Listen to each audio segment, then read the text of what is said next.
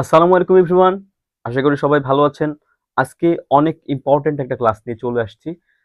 সেটা হলো sentence correction. এই সেন্টেন্স কারেকশন কাদের জন্য গুরুত্বপূর্ণ? অনার্স সেকেন্ড ইয়ারে কম্পালসরি ইংলিশ যাদের রয়েছে, এমনকি বিসিএস, জব, ইউনিভার্সিটি অ্যাডমিশন এগুলোর প্রিপারেশন যারা নিচ্ছেন প্রত্যেকের জন্য সমান গুরুত্বপূর্ণ কিন্তু এই সেন্টেন্স কারেকশনের ক্লাসটি। তো সেন্টেন্স কারেকশন এমন একটা টপিক যেটা আপনাকে নির্ভুলভাবে করতে হলে ইংরেজি গ্রামারের অনেকগুলো টপিক আপনাকে জানা লাগবে বা অনেকগুলা টপিক আছে যেগুলো সম্পর্কে আপনার আগাম ধারণা থাকা লাগবে। প্রত্যেকটা টপিকের সংমিশ্রণেই কিন্তু আপনি তখন এই সেন্টেন্স কারেকশন অর্থাৎ ভুল বাক্য যে দেয়া থাকে সেই ভুল বাক্যটাকে আপনি কারেক্ট করে লিখতে পারবেন বা সঠিক করে লিখতে পারবেন। সো চলুন দেখে নেওয়া যাক কি কি টপিক আপনাদেরকে জানা লাগবে। অনেক রকম আছে। Article, voice changing, narration, preposition, transformation, degree of adjective, right form of verbs, subject verb agreement, এরকম অনেক টপিক আছে। প্যারালিজম আছে। এই টপিকগুলো আপনাকে যদি আগাম ধারণা থাকে আপনার তবেই কিন্তু আপনি কারেকশনটা সুন্দর মতো করতে পারবেন।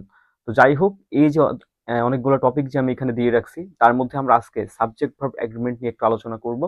তবে ধারাবাহিকভাবে সব ক্লাসই আসবে। বাকি এই যে আর্টিকেল, ভয়েস চেঞ্জিং, ন্যারেশন এই ক্লাসগুলো পাইতে অবশ্যই আমাদের ফেসবুক পেজ এবং ইউটিউব চ্যানেলটাকে সাবস্ক্রাইব করে রাখবেন যে যেখান থেকে দেখতেছেন। তো আজকে বেশি দেরি না করে চলুন শুরু করা যাক আমাদের ক্লাস। আচ্ছা, প্রথমে চলে আসছি রুল ওয়ানে। এখানে দুইটা বাক্য লেখা আছে যে I, you and he did the work, আরেকটা হচ্ছে you, he and I are guilty. আচ্ছা, তো এখানে দেখুন একটা বিষয় আমরা খেয়াল করতেছি যে এখানে কিন্তু এই যে আই, ইউ, হি প্রত্যেকটা কিন্তু পার্সন।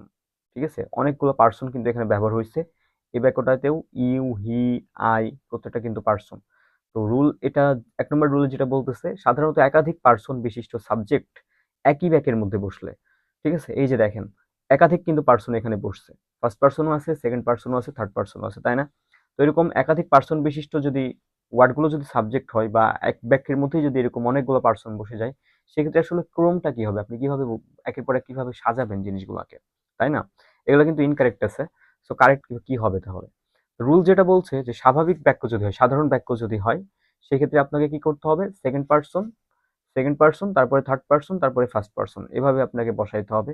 আর যদি দোষ স্বীকার করা বোঝায়, ঠিক আছে? নিজের দোষ স্বীকার করা বোঝায়, এরকম হলে কিন্তু আবার টোটালি উল্টা করতে হবে। অর্থাৎ ১ম এ ফার্স্ট পারসন, তারপরে থার্ড পারসন, তারপরে সেকেন্ড পারসন। অর্থাৎ দোষ যখন আপনি স্বীকার করতে যাবেন, তখন নিজের দোষটা আগে দিবেন। ঠিক আছে? নিজের দোষটা আগে দিতে হবে। এইজন্য ফার্স্ট পারসনটা আগে বসবে। দোষের বেলায় নিজে দিবেন আগে। নিজের দোষটা আগে দিবেন, তারপরে বাকিদের দিবেন। আচ্ছা, তো এখানে আমি মনে রাখার সহজ টেকনিকও দিয়ে রাখছি নিচে যে এই যে আপনি ২৩১ মানে যেগুলো সাধারণ বাক্য যেরকম এটা, এই ক্ষেত্রে আপনি ২৩১ অর্থাৎ ফার্স্টে হচ্ছে সেকেন্ড পারসন, তারপরে থার্ড পারসন, তারপরে ফার্স্ট পারসন এভাবে সাজাইতে পারেন। আর দোষ স্বীকার করা এই অর্থে আপনি ১ম এ ফার্স্ট পারসন, তারপরে থার্ড পারসন, তারপরে সেকেন্ড পারসন এভাবে আপনি সাজাইতে পারেন। সো চলুন আমরা এই ২ টা একটু সমাধান করে দেখি।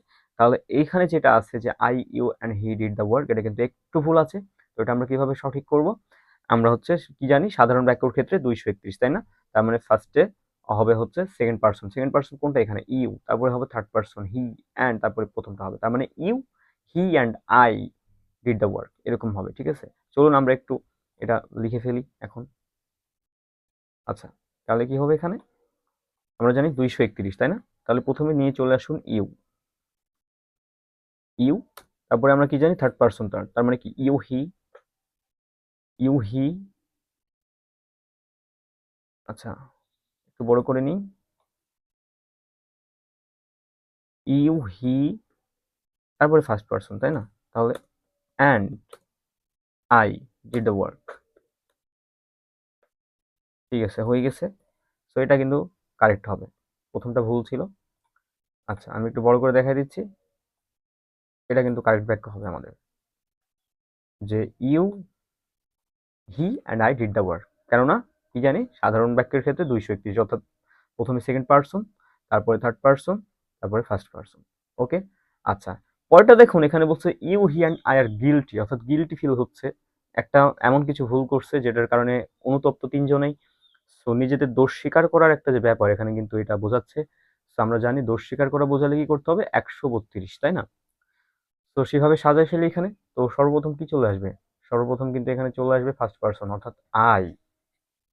তারপরে কি আসবে বলছি?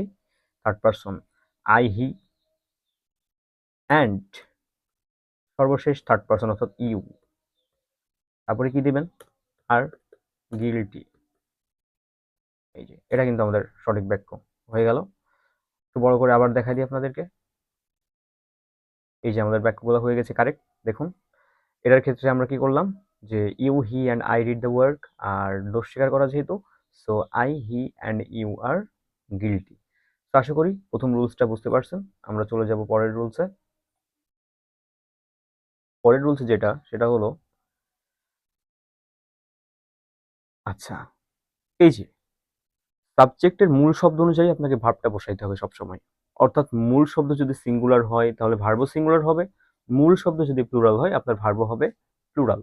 এখানে দুইটা বাক্য আছে, the colour of her eyes are blue, আরেকটা হচ্ছে the list of the items are on the table. আচ্ছা এই দুইটা কেন ইনকারেক্ট হচ্ছে? দেখুন এই বাক্যের মেন ওয়ার্ড কোনটা? কালার, দ্য কালার, তাই না?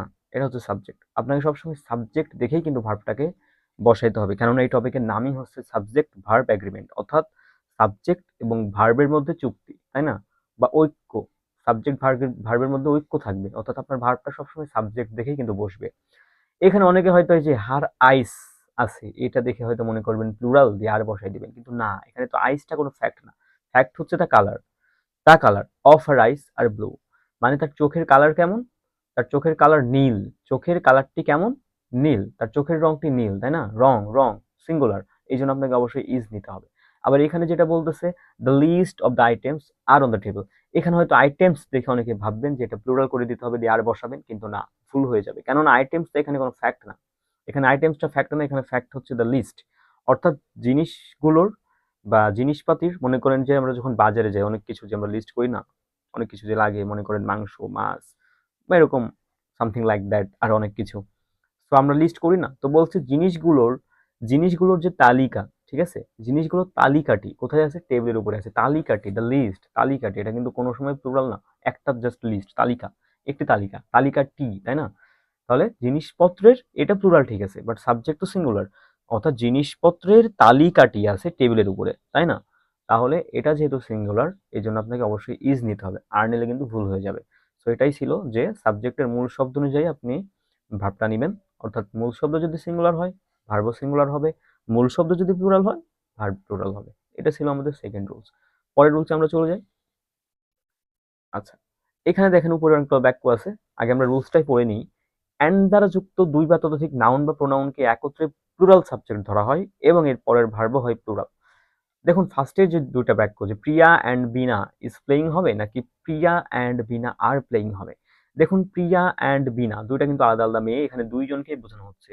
সো দুইজনকে যখন আপনি বুঝাবেন অবশ্যই আপনি ভার্ব সিঙ্গুলার নিতে পারবেন না, ইজ নিতে পারবেন না, আপনাকে আর নিতে হবে। অর্থাৎ সঠিক উত্তর হবে প্রিয়া অ্যান্ড বিনা আর প্লেইং। তারপরে যেটা আছে যে কিন্তু অ্যান্ড দ্বারা দুইটি সাবজেক্ট যুক্ত হবে ঠিক আছে, বাট যদি একই অর্থ দেয় বা একটি অর্থকে ইঙ্গিত করে সেক্ষেত্রে কিন্তু আপনার ভার্বটা সিঙ্গুলার হয়ে যাবে, কেননা এখানে যেটা বলতেছে bread and butter is necessary for everyone. এখানে ব্রেড অ্যান্ড বাটার বলতে কিন্তু আলাদা করে রুটি আর হচ্ছে বাটার বোঝানো হচ্ছে না, এখানে ব্রেড অ্যান্ড বাটার বলতে কিন্তু জীবিকা, ঠিক আছে, অর্থাৎ আমাদের জীবিকা। তো একটা মানুষের যে জীবিকা এটা তো প্রত্যেকের জন্য, আমাদের প্রত্যেকের জন্য আমাদের জীবিকাটা কিন্তু জরুরি, তাই না? প্রয়োজন। আমরা তো এত কিছু করি জীবিকার জন্য। তো এখানে এই ব্রেড অ্যান্ড বাটারটা কিন্তু একটা জিনিসকে মিন করতেছে, সেটা হচ্ছে জীবিকা। সো যেহেতু একটা জিনিসকে মিন করতেছে আপনি এখানে অবশ্যই ভার্ব সিঙ্গুলার নেবেন, অর্থাৎ এখানকার অ্যান্সারটা হবে bread and butter is necessary for everyone. কোনো কোনো ক্ষেত্রে এখানে কিন্তু আর আসবে না, ঠিক আছে। কিন্তু যদি অ্যান্ড দ্বারা যুক্ত হয়ে আলাদা আলাদা বোঝায়, আলাদা দুইটা নাউন বোঝায় যেরকম প্রিয়া বিনা, সেক্ষেত্রে আপনি আর নেবেন, কিন্তু যদি একটাকে বোঝায় আপনি ইজ নেবেন, অর্থাৎ সিঙ্গুলার ভার্ব নেবেন। আচ্ছা আশা করি 3 নম্বর রুলসটা আপনারা বুঝতে পারছেন। আমরা চলে যাব 4 নম্বর রুলসে। আচ্ছা the crowd is highly surprised, the crowd are highly surprised. অনেকে আপনারা জানেন যে ক্রাউড মানে কিন্তু ক্রাউড মানে কি লোকসমাগম বা ভিড় বা জনতার ভিড়, তাই না? ক্রাউড। আচ্ছা তো এই জনতার ভিড় দেখে মনে করেন আপনারা ভাববেন যে অনেকগুলো জনতা, অনেকগুলো মানুষ যেহেতু বোঝায়, ক্রাউড মানে মানুষের ভিড় বোঝায় বা মানুষের ঢল বোঝায়, তাহলে জনসমাগম যেহেতু বোঝায় তাহলে আমরা কি নিব? অবশ্যই আর নিব, কিন্তু না। কারণ কি, কালেকটিভ নাউনের পরে সাধারণত আপনাকে সিঙ্গুলার ভার্ব বসাইতে হবে, ঠিক আছে। যতগুলো কালেকটিভ নাউন আছে আপনারা একটু মুখস্থ করে নেবেন। এখানে আমি কয়েকটা দিয়ে রাখছি: গভর্নমেন্ট, অডিয়েন্স, কমিটি, জুরি, টিম। জুরি মানে বিচারক বৃন্দ, টিম মানে দল, গভর্নমেন্ট মানে সরকার, অডিয়েন্স মানে দর্শক, আর কমিটি মানে সমিতি। এরকম যতগুলো কালেকটিভ নাউন আছে আপনারা একটু মুখস্থ করে নেবেন। তাহলে এই রুলসটা মাথায় রাখবেন যে কালেকটিভ নাউনের পরে সাধারণত সিঙ্গুলার ভার্ব বসে। সুতরাং এখানে দ্য ক্রাউড আর কোনোভাবেই হবে না, এখানে হয়ে যাবে the crowd is highly surprised. আচ্ছা, এটা ইজি রুলস ছিল। পরেরটাতে চলে যাই। ওকে, আমরা রুল 5 নাম্বারটা একটু বোঝার চেষ্টা করি। The poor is born to suffer, the poor are born to suffer. আচ্ছা, এখানে ইজ নাকি অর কোনটা হবে? দেখুন, আপনি এই যে পোর এবং হচ্ছে পোরটা কিন্তু অ্যাডজেক্টিভ, ঠিক আছে? তো এখন অ্যাডজেক্টিভের পূর্বে যদি দা বসানো হয়, অর্থাৎ দা প্লাস অ্যাডজেক্টিভ এরকম গঠনে যদি থাকে, সেটা কিন্তু প্লুরাল নাউন বোঝায়, অর্থাৎ নির্দিষ্ট কোনো শ্রেণী বা দলকে বোঝায়। আর নির্দিষ্ট কোনো শ্রেণী বা দলকে বোঝালে সেটা কিন্তু অবশ্যই প্লুরাল হবে, আর ভার্বটিও প্লুরাল বসাইতে হবে তখন। কেননা দেখুন, দ্য রিচ মানে কিন্তু তখন একজন ধনীকে বোঝায় না, তখন কিন্তু ধনী পুরো ধনী সম্প্রদায়কে বোঝায় বা ধনী লোকদের বোঝায়। দ্য ব্রেভ মানে কিন্তু একজন সাহসীকে বোঝায় না, দ্য ব্রেভ মানে কিন্তু সাহসীদেরকে বোঝায়, অর্থাৎ যারা সাহসী। ঠিক তেমন দ্য পোর মানে একজন গরিবকে এখানে বোঝাচ্ছে না, গরিব লোকেদেরকে বোঝাচ্ছে, তাই না? পুরো গরিব যে সম্প্রদায় তাদেরকে বোঝানো হচ্ছে, তাই না? তাই এখানে আপনি কি করতে পারবেন না, সিঙ্গুলার ভার্ব ইউজ করতে পারবেন না। দ্য পোর ইজ এটা আপনি বলতে পারবেন না, আপনাকে বলতে হবে the poor are born to suffer. আচ্ছা, তো আমাদের আজকের এই 5টি রুলস আলোচনার মধ্যে ছিল। তো এরকম সাবজেক্ট ভার্ব এগ্রিমেন্টের রুলসগুলো আপনি যখন জানবেন, তারপরে প্রিপোজিশনের রুলসগুলো যখন আপনি জানবেন, তারপরে হচ্ছে আরো যেগুলো আছে, এই যে ট্রান্সফরমেশনের রুলসগুলো যখন জানবেন, ডিগ্রি অফ অ্যাডজেক্টিভের রুলসগুলো যখন জানবেন, রাইট ফর্মস অফ ভার্ব যখন জানবেন, সবগুলো যখন আপনি প্রপার জানবেন, তখন কিন্তু আপনি গিয়ে সেন্টেন্সটা কারেকশন করতে পারবেন বা আপনি আইডেন্টিফাই করতে পারবেন যে একটা সেন্টেন্সের মধ্যে কোন জায়গায় ভুল আছে। তো আশা করি আজকের ক্লাসটি বুঝতে পারছেন। এরকম আমরা ইনশাআল্লাহ বাকি যে টপিকগুলো আছে সেগুলোর উপরেও ক্লাস নিয়ে আসবো। দেন আমরা সর্বশেষ সেন্টেন্স কারেকশন একদম প্র্যাকটিস করব অনেক অনেক বেশি। তো যারা ন্যাশনাল ইউনিভার্সিটির আছেন তারা অবশ্যই আমাদের পেজটা এবং ইউটিউব চ্যানেলটা অবশ্যই সাবস্ক্রাইব করে রাখবেন চ্যানেলটাকে, এবং পেজটাকে ফলো করে রাখবেন পরের ভিডিওগুলো পাওয়ার জন্য। আজকের মতো এখানেই শেষ করতেছি। নেক্সট ক্লাস দেখার জন্য আগাম শুভেচ্ছা থাকলো। আসসালামু আলাইকুম।